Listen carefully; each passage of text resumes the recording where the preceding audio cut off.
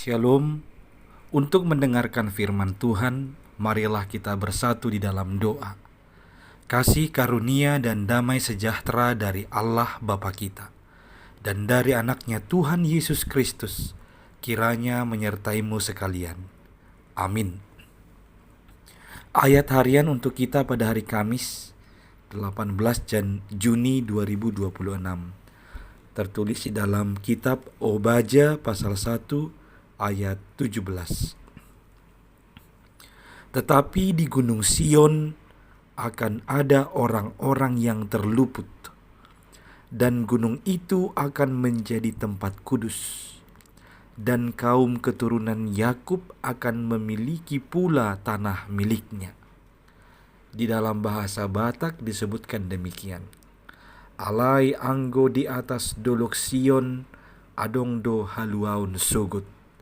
Jala majadi habadiaun, jala teanon ni pinopar ni si Jakob do akka inganan nasida.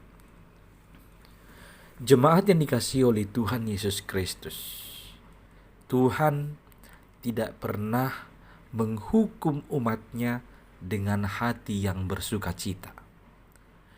Tuhan tidak pernah menari di atas penderitaan kita. Sebaliknya, setiap tindakan Tuhan Allah kita selalu diikuti dengan kasih yang tanpa batas.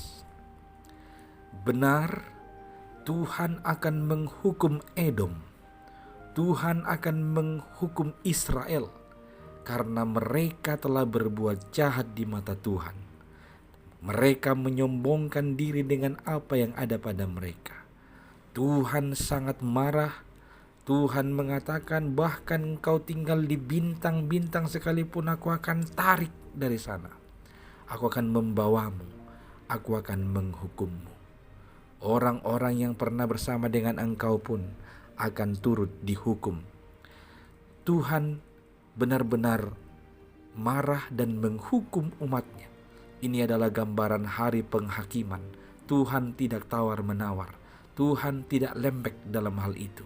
Segala kejahatan yang telah diperbuat umatnya mengakibatkan hukuman harus mereka terima. Namun, kabar baiknya adalah seperti yang saya sebutkan di awal, Tuhan tidak pernah menghukum dengan hati yang bersuka cita. Ketika Dia menghukum, sebenarnya Tuhan sedih melihat keadaan umatnya. Tuhan tidak pernah menari-nari di atas penderitaan kita. Ketika Dia melihat umatnya menderita, Dia penuh dengan belas kasihan, senantiasa ingin menolong kita.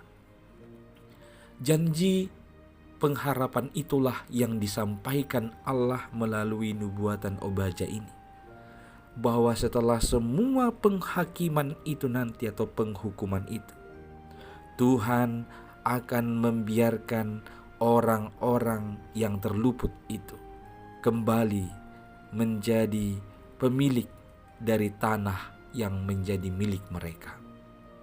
Orang-orang yang terluput ini adalah orang-orang yang setia kepadanya. Orang-orang yang terluput ini adalah orang-orang yang memilih bertobat, kembali kepada Allah dan sungguh-sungguh taat kepadanya. Orang-orang yang terluput ini adalah sisa-sisa dari Israel yang tahu diri dan yang sadar akan perbuatan jahatnya serta berbalik kepada Tuhan Allah. Bagi orang-orang yang demikianlah Sion akan disediakan.